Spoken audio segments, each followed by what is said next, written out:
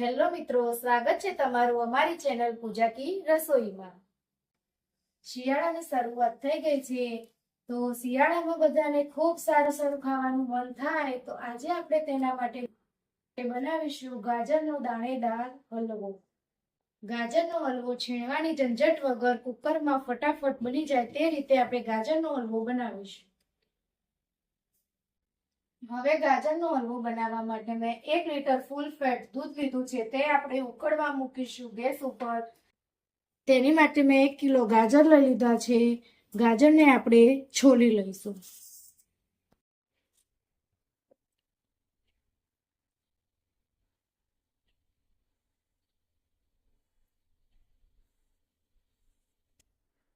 આ રીતે બધા ગાજરને છોલી લેવાના, પછી તેને ધોઈ લેવાના, એટલે માટી હોય તેની ઉપર તે બધી નીકળી જાય। ગાજર છોલાઈને તૈયાર થઈ ગયા છે। ગાજરને મેં ચોખ્ખા પાણીથી સાફ કરી લીધા છે। હવે ગાજરનો જે પાછળનો ભાગ છે વ્હાઈટ, એને આપણે કાપી લઈશું।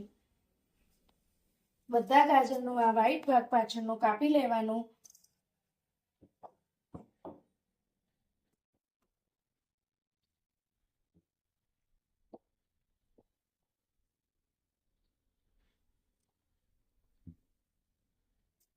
આ રીતના પાછળના વ્હાઈટ ભાગને કટિંગ કરીને પછી ગાજરને આપણે છીણવાના નથી, આપણે ગાજરના કટકા કરી લઈએ।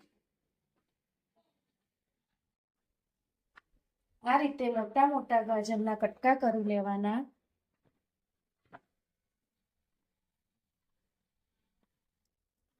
આપણા ગાજર કટિંગ થઈને તૈયાર થઈ ગયા છે। હવે આપણે હલવો બનાવવાની તૈયારી કરશું। હલવો આપણે કુકરમાં બનાવવાનું છે, તેથી આપણે કુકરને ગરમ કરવા મૂકી દઈશું। કુકર ગરમ થઈ ગયું છે। હવે આમાં આપણે 1 ચમચી ઘી નાખશું। આપણું ઘી ગરમ થઈ ગયું છે। હવે એમાં આપણે કાજુ બદામ ફ્રાય કરી નાખશું।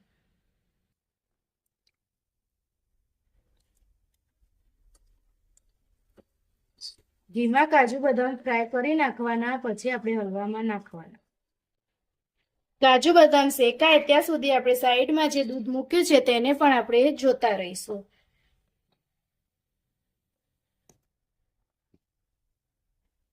આપણું દૂધ આ રીતે ઘટ થઈને જાડું થાય ત્યાં સુધી તેને ઉકાળવા દેવાનું। કાજુ બદામ શેકાઈ ગયા છે। હવે આપણે એને ડીશમાં કાઢી લઈશું।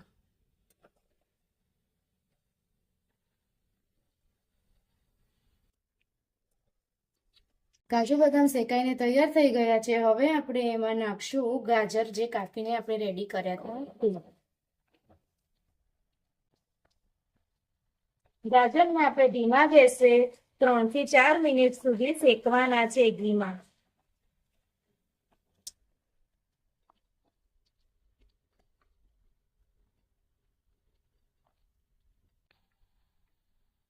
ગાજરને આપણે ઘીમાં શેકી લઈએ તો હલવાનો ટેસ્ટ ખૂબ સરસ આવે છે। ગાજર ઘીમાં શેકાઈ ગયા છે। હવે આપણે કુકરનું ઢાંકણું બંધ કરીને 2 વિસલ વગાડીશું।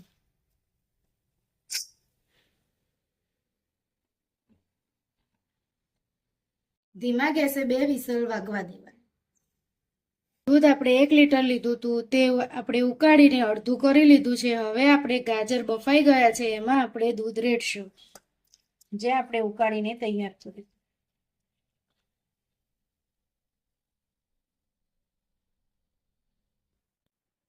મેશરની મદદથી આપણે આ રીતે મેશ કરી લેવાનું।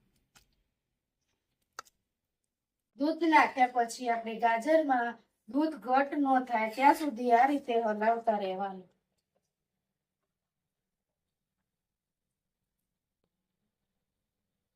હવે દૂધ ઘટ થઈ ગયું છે।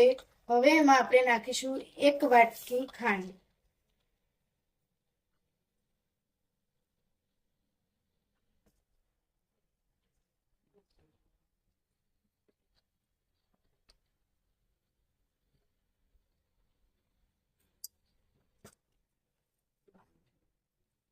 ખાંડ અંદર ઓગળી ગઈ છે। હવે આપણે એની અંદર નાખીશું મોળો માવો।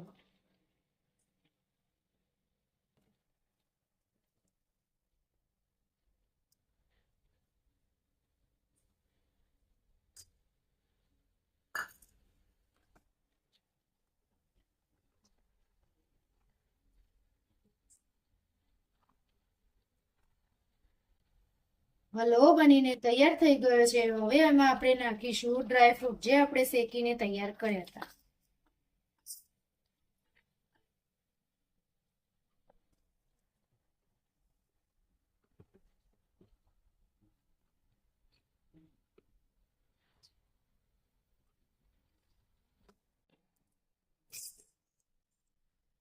હવે આપણે હલવામાં શાઇનિંગ આવે તે માટે આપણે 1 ચમચી ઘી નાખીશું.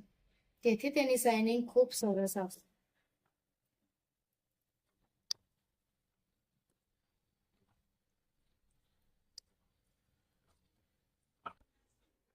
આપણો હલવો બનીને તૈયાર થઈ ગયો છે.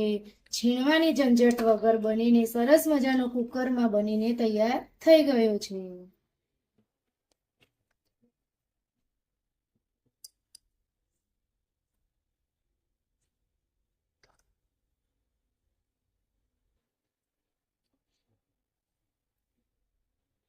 જોઈ શકો છો મિત્રો, આપણો ગાજરનો હલવો બનીને તૈયાર થઈ ગયો છે.